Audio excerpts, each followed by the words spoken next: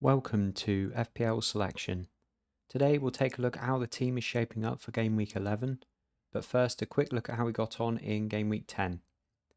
So 81 points all out, saw a nice rise of around 200,000 places, and we're just outside the top million.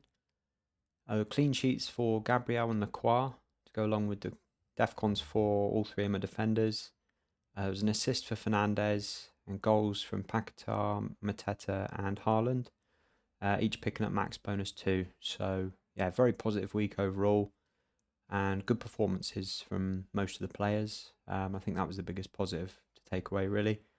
And I think it could easily have been more than 81 points. So yeah, I'm pretty happy with a lot of the picks at the moment. Now looking ahead to game week 11, I've got one free transfer in the bank, which I'll likely roll this week. I've got a few different ideas in mind, and I think just having an extra week of information will sort of help me decide which way to go. One path I'm looking at is to add either Munoz or a second Arsenal defender and start playing 4 at the back more regularly. Just seems to be where the consistent points are coming from in the defenders. Just to some good defensive teams, Palace and Arsenal keeping plenty of clean sheets. There's Defcons there. See attack and returns potential from Munoz and the Arsenal defenders there. So could be Calafiori, could be Timber.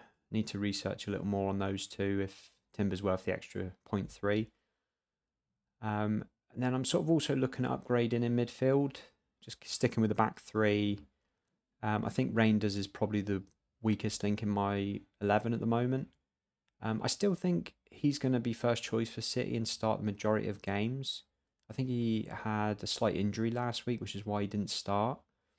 But the returns haven't been there recently, so I'm just wondering how patient I should be with him. I know they've got some good fixtures coming up, but when the likes of Rice is returning so consistently and Liverpool have got some good fixtures coming up, I am interested in looking at one of their midfielders, the likes of Gakpo, Wirtz and Szoboszlai. But either way, I'm happy to sit on what I've got for now, for at least another week anyway, and just assess, over the international break, what I think is the best way going forward. And moving on to the team, Pope is away to Brentford.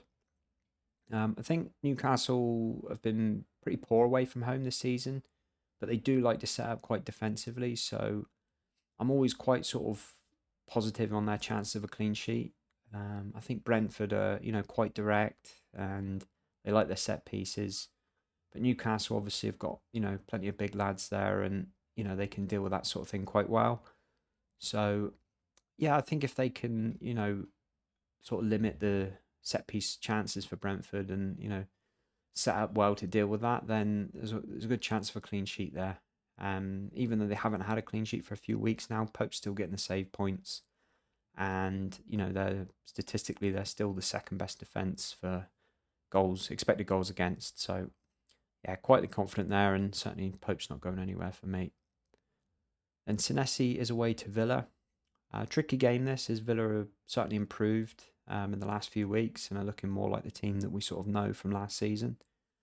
But Senesi's been brilliant for Defcons this season. I think he's had 8 out of 10 games now. He's hit it.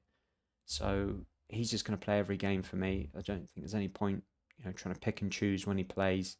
Even in these tougher games, he's always got a chance of picking you up 3 or 4 points. Bournemouth, is still a good side, capable of getting clean sheets. So, yeah, he's just going to be in every week for me. Not going to mess around with that one. Then Gabriel was away to Sunderland. Just second best pick in the game at the moment, Gabriel. I think everyone should own him, really. I just had to get him. Last week, it just made sense. Just consistently, getting the clean sheets, obviously Arsenal, but Gabriel's just picking up the DEFCON. He's, always on the end of set pieces, whether he's going to get an assist or score. Just plenty of routes to points. He's getting the good minutes. It's just a no-brainer on Gabriel at the moment.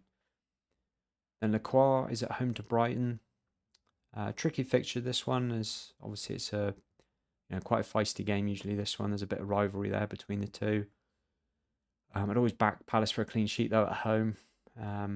So yeah, very happy with Lacroix. He's picking up the Defcons fairly regularly. Not too much from the set pieces recently. It seems to be Guehi's the one that's getting on the end of things. But Palace is certainly a good defence to own, and yeah, very happy with Lacroix at the moment. Then moving on to the midfield, Saka is away to Sunderland. I think he's been unlucky not to return a bit more in the last few weeks. He certainly had good chances against Fulham and certainly last week against Burnley, the 2 1-on-1s. You'd usually back him to score those, so it was a bit disappointing to get nothing from that game. But he did score in the League Cup the other week. He got a goal in the Champions League in midweek, so yeah, I think it's only a matter of time before we start seeing, bigger returns from Saka, and he's usually very reliable, and he certainly looked back to his sharpest since his injury. So yeah, he's going nowhere for me, and I'd expect some returns, fairly soon from him. Then Fernandes is away to Tottenham. I think it's a bit of a tricky one to call this. I think in the past, Spurs has always been a good game for United in terms of scoring goals. But I think Frank has sort of been, a little bit more defence first. Apart from the Chelsea game last week, which was very poor from them, they have been difficult to score against. And, I think United have looked very good going forward so far this season. Very good attacking numbers. So I'm always, optimistic with Fernandes, the routes to points that he has. It'll just be, what sort of Tottenham are we going to see? We're going to see the really negative defensive Tottenham, and it might be a few goals in the game, or are they going to open up because they're playing at home and potentially give United a few chances? So I think the system that United play is going to give Frank a chance to set up to play against it. So yeah, it could be quite a tight game, that one. Not too sure which way that'll go. And Reijnders is at home to Liverpool. I did mention this last week, but I do think these are the sort of games that suit him more. There's going to be a counter-attacking opportunities. He'll be the one that's going to want to get up close to Haaland, making those late runs into the box or runs beyond him to try and get him behind. He actually had a couple of opportunities when he came on last week. So he doesn't always tend to get involved when he is on the pitch. It was just a shame that he didn't start last week because I've sort of lost a little bit of confidence there. Although it was potentially a small injury he was carrying, so we'll have to see how that develops. He did start the Champions League game in midweek and came off early, so maybe that's a good sign that he's ready to play this one. But yeah, I'm starting to lose patience with Reijnders. I think we need to see a few returns, which, like I said, this game might be a good one for him. They've got some good fixtures to come, City, so just nice to see a start and a good performance, and maybe I'll be patient to hang on a few more weeks. And Enzo is at home to Wolves. Now, it'll be interesting to see how Wolves set up. Obviously, Pereira's gone, and it doesn't look like there's a new manager in place at the moment. Recording this on Thursday. So, will they have, a temporary coach that's going to take over, and, is that are they going to sort of simplify things and have a good game, or is all the chaos of not knowing what's going on just going to continue to be poor? It's hard to know, really. I mean, Enzo played well in the last few weeks without getting any returns, so I'd certainly back him against Wolves to get something. But yeah, I think it's just very hard to call, really, because we just don't know how Wolves are going to set up and, what Chelsea are going to be up against. And Paquetá is at home to Burnley. He's played really well in the last 2 weeks, and West Ham looked much better against Newcastle last week as a team. So I'm very optimistic here that, there's a potential here for a few returns for Paquetá. Burnley will obviously, set up with a fairly deep block and try to make it difficult playing away from home. But, if anyone's going to unlock a defence, it will certainly be Paquetá. And yeah, it'd be nice to get a few more returns from him, because other than the last week, it's been fairly quiet, and it'd be nice to see West Ham, string a few good performances together at least. And moving on to the forwards, Haaland is at home to Liverpool. Now, I think Liverpool have tightened up in the last couple of games. They've sort of gone back to the team from last year, just with Ekitike playing up front. And they've been more solid, a couple of clean sheets. It's, I think they've just decided to go back to what they know from last year and try and build from there. But I still don't think they're going to be able to keep Haaland out. Just the way he's playing at the moment, he's getting chances in every single game. He always gets put through, and you're just seeing he's finishing every time at the moment. So I think, they might be able to limit him just to the one goal, but he's going to get that chance in the game, and it's very rare that he'll miss. So, yeah, I think he's good for at least one return, and, there's just no point going against him for the captaincy at the moment. I just think you just got to ride it while he's in this form and, pick and choose your battles. And at the moment, I just don't think it's worth going against him, even with, some players having decent fixtures this week. I just don't see it being worth the risk, because I think chances are he'll get at least one goal in this game. Then Mateta is at home to Brighton. Mateta is also in really good form at the moment. Had a great header last week.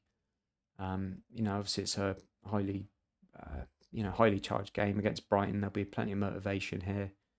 Palace have been really good this season, still the best in the league for XG created per team.